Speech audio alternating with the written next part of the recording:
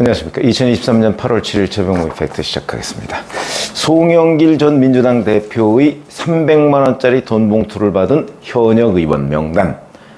그게 처음에 조선일보의 지난 5일자 조간에 보도가 됐죠.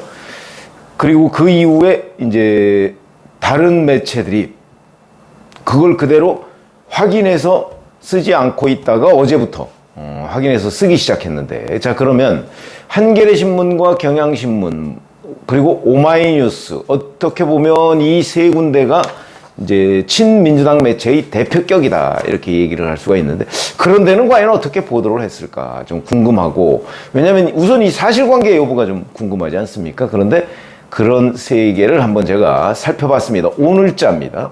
오늘자 이제 아침 인터넷을 살펴봤는데, 그 조선일보는 이제 19명의 실명을 공개했다고 하면서 2021년 4월 28일 국회 외교통상위원회 소회의실에 모였던 10명, 그 10명의 실명 명단을 공개했습니다. 그 10명이 다 받았다는 뜻이죠. 그리고 9명은 윤관석 의원이 국회의원회관 등을 돌면서 전달했다, 뭐 이런 의미인데, 거기에는 9명, 그 수도권 의원 2명, 충청권 의원 1명, 그리고 6명은 호남권 의원, 이렇게 보도를 한 적이 있는데, 그거는 실명 공개를 안 했습니다. 뭐 그거는 검찰이 영장실질심사에서는 공개를 했는데 조선일보가 제대로 확인을 못했다는 뜻으로 보입니다. 전체적인 맥락을 보면. 그래서 지금 현재 실명이 공개된 건 10명이죠. 그리고 나서 그 이제 해당 거론된 현역 의원들은 다 반론을 받았는데, 반론이 다 이제 전면 부인, 이렇게 돼서 제가 어제 뭐 법적 대응을 하겠다 이렇게 큰 소리를 쳤는데, 오늘 아침에 보면, 그리고 어제 오후부터 한겨레신문과 경향신문도 이 기사를 뭐 확인을 한 것 같지는 않고 여하튼 사실로 믿었기 때문에 쓴 것으로 보인다 해서 보도를 했습니다. 그러면 이제 법적 대응의 대상에 만약 진짜 한다면 한겨레신문과 경향신문도 들어가야 되는 형편인데, 그 내용을 보면 그게 쉽지 않겠다. 왜 그러냐, 이거 한번 보시죠. 쟁점은 두 가지입니다. 첫 번째, 조선일보 보도가 과연 맞느냐 하는 게 첫 번째고, 그리고 취재 윤리상 문제가 없느냐, 이게 위법한 행위가 없느냐, 이런 뜻이죠. 두 번째는 검찰이 과연 이 현역 의원 실명 공개를 입증할 정도의 증거를 가지고 있느냐. 이거는 이제 검찰과 그 해당 의원들 간의 공방이 벌어질 문제죠. 한겨레신문이 어제 오후에 저녁쯤에 보도를 했는데 이렇게 보도를 했습니다. 검찰은 윤관석 의원의 영장실질심사에서 돈봉투 의혹에 연루된 의원 명단 공개하고, 이름이 거론된 의원들은 의혹을 전면 부인하며 강력 대응을 예고했다. 그런데 실제 그 밑에 그 팩트 보도로는 이렇게 얘기했습니다. 조선일보를 그냥 인용해 버렸습니다. 조선일보 보도에 따르면 검찰은 신문에서 돈 봉투를 받은 의원이 19명에 달한다고 밝힌 뒤 이성만 의원 등 10명의 이름을 거론했다. 그런데 이 10명의 실명은 공개하지 않았습니다. 대신 반론을 해가면서, 실제 10명 명단을 공개하지도 않으면서 반론에는 아마 본인들이 반박문 같은 걸 내놨으니까, 뭐 김영호 의원은 뭐 이렇게 얘기하고 황운하 의원은 이렇게 얘기하고, 그럼 본인들이 이제 실명을 걸고 반박을 얘기했습니다. 그럼 나머지 의원들은 아예 거론조차 하지 않았습니다. 그러니까 취재 자체를 뭐 소극적으로 했다든가 아니면 거의 안 했다.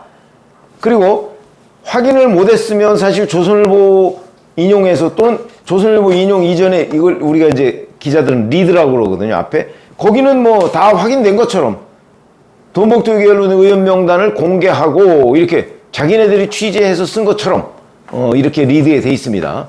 그런 걸 보면 한겨레도 확인을 했지만 소극적으로 취재하고 소극적으로 보도하다 보니까 자꾸 방어적으로, 그러니까 그냥 조선일보를 인용해서, 그것도 실명을 하나도 거론하지 않고 반박문 2명에만 실명을 거론했다 정도가 아니죠. 차라리 보도하지 말든가.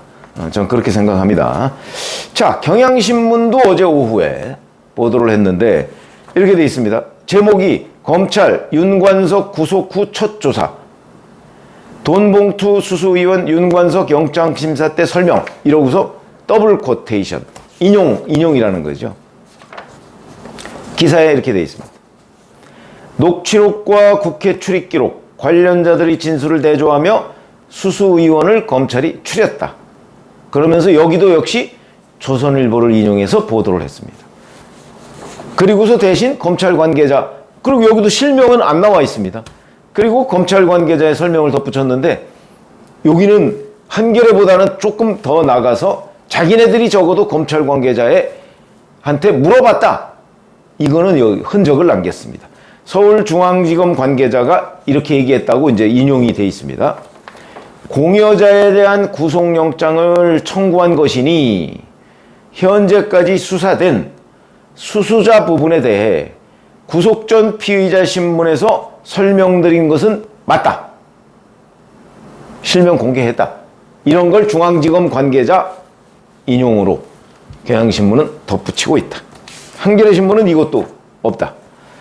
그리고서 이제 뒤에 또 뭉뚱그려서, 왜냐면 실명 보도를 안 했으니까 해당 의원들은 일제히 사실이 아니다. 법적 대응을 검토하겠다. 라고 밝혔다. 이렇게 하고서 그냥 기사가 끝입니다. 그러니까 경향신문과 한겨레신문을 본 독자들은 두 신문을 다 봐도 통틀어서 김영호 의원과 황운혜 의원이 아니라고 했다 외에 현역 의원 실명 검찰이 공개한 그 명단이 누구인지 그거는 전혀 알 수가 없는 보도를 했다. 그리고 경향신문보다는 한겨레가 소극적 내지는 방어적으로 거의 하여튼 취재했다는 건데 거의 취재를 하지 않았다. 경향신문은 중앙지검 관계자 코멘트라도 땄는데 여기는 그것도 없었다. 한겨레신문은 그런 거고요. 그 다음에 오마이뉴스는 여기도 조선일보를 완전히 인용해서 보도했습니다. 아마 취재 역량이 없는 것으로 보이는데 그러면서 여기는 조선일보를 완전히 인용하다 보니까 그 10명의 실명까지도 다 인용을 했습니다. 그리고 반론도 다 받았고요. 자, 이렇게 되면 친민주당의 대표적인 매체들, 저는 언론 매체를 친민주당, 친국민의힘 이렇게 가르는 거를 제가 여간해서 하지 않는데 현실적으로는 그런 게 있습니다. 언론계에서 일반적으로 통용되는 평가가 있으니까 그걸 무시할 수는 없겠죠. 그래서 이제 그 중에 세 개가 바로 한겨레, 경향, 오마이뉴스 이 정도라고 할 수 있는데 유튜브 같은 거 빼고 했는데 여기에서 이제 이 10명의 실명 공개 보도, 조선일보의 최초 보도죠. 그거를 인정했다 하는 점에는 의문의 여지가 없는 것 같다. 그러니까 4일 윤관석 의원과 이성만 의원 영장 실질심사에서 검찰이 실명을 공개한 것은 의문의 여지가 없는 것으로 보인다. 그러면 언론의 취재 윤리나 이런 것을 따졌을 때 그 실명이 거기서 공개됐기 때문에 그걸 그대로 인용한 보도는 공익적 보도로 보이고 그 다음에 그에 대한 반론도 다 받았지 않습니까? 그러면 적어도 취재 윤리상 문제는 없는 것 같다. 그럼 이제 남은 문제는 이 영장심사에서 검찰이 공개한 건 팩트니까 남은 문제는 검찰과 이 이름이 거론된 현역 의원들 간의 공방이죠. 그러니까 적어도 언론 매체를 상대로 이 현역 의원들이 법적 대응을 해봤자 제가 보건대는 그건 이제 법률 용어로 위법성 조각사유라고 하는데 위법성 자체가 없습니다. 공익 목적의 보도라고 인정을 받으니까 저도 그런 소송을 많이 해봐서 제가 대략적인 건 알고 있죠. 그렇게 되고 그럼 이제 남은 거는 검찰과 이 의원들 간의 공방인데 아마 검찰이 이렇게 된 마당에 아마 이 의원들을 하나씩 차례로 소환을 할 것으로 보입니다. 그럼 문제는 이 의원들이 자기들 입장을 내놨듯이 이제 전면 부인할 거거든요. 전면 부인은 두 가지겠죠. 첫 번째, 2021년 4월 28일 국회 외교통상위원장실 소회의실에서 열린 그 모임에 참석했느냐 안 했느냐. 근데 그건 부인하기가 어려울 상황인 것 같아요. 왜 그러냐면 그 시간쯤에 국회 본청을 드나든 민주당 의원과 그 다음에 국회 사무처를 압수수색했기 때문에 국회 사무처 그 외교통상위원장실 주변에 CCTV가 있을 거 아닙니까? 거기서 다 확인이 될 거기 때문에 그건 뭐 그림으로 확인이 될 테니까 거기 간 사실을 부인하기는 어려울 것이다. 그럼 그 다음은 이제 거기서 돈 봉투를 받았느냐 300만 원짜리 요걸 이제 지금 뭐 전부 다 부인하고 있죠. 부인하고 있는데 글쎄요. 10명 중에 10명에다가 윤관석 의원 포함해서 11명인데 11명 중에 단 한 명도 시인하는 사람이 없을까? 그 부분은 제가 물음표로 남겨놓겠습니다. 저는 한 명 정도는 정직하게 얘기를 했을 가능성이 높다고 제가 어제도 말씀을 드렸죠. 왜? 그 정도가 아니면 검찰이 실명 공개를 하기가 쉽지 않다. 그런 저의 추측입니다. 이거는 그 관점에서 이제 한 명 정도는 자백을 했을 가능성이 있다 이렇게 보고요. 그러나 어찌됐든 간에 한 명 정도 자백하면 그 당시의 상황은 뭐 상세하게 검찰이 확보하고 있었을 것이다 라고 얘기가 그렇게 판단을 할 수가 있고요. 이제 그 부분은 그러나 현재 그건 제가 추측이라고 말씀을 드렸으니까 하나씩 불러서 검찰이 이제 들이미는 증거 이거에 이제 의원들이 어떤 반응을 보이는가에 따라서 이 부분을 사법 처리를 그러니까 그 죄를 물을 수 있느냐 없느냐 이게 결판이 난다. 왜냐하면 다른 증거가 있다면 뭐 이 사람들이 꼼짝없이 자백을 하겠지만 우리 뭐 잘 알지만 객관적이고 명백한 증거가 있어도 그 이 피의자들은 대부분 가서 부인합니다. 오리발렘입니다. 그럴 경우는 이제 그걸 다 종합해서 검찰이 재판부에 넘기는 거죠. 근데 재판부가 이제 그걸 다 보고 아 그래 이건 돈을 받은 것으로 보인다. 그런데 거기에 뭐 한 명 정도 이상의 자백이 들어갔다 그러면 뭐 다 돈 받은 걸로 아마 결론이 나고 그에 따른 처벌이 불가피할 것인데 그 부분은 제가 추측을 한 것이기 때문에 아직 명확한 결론은 나오지 않았다.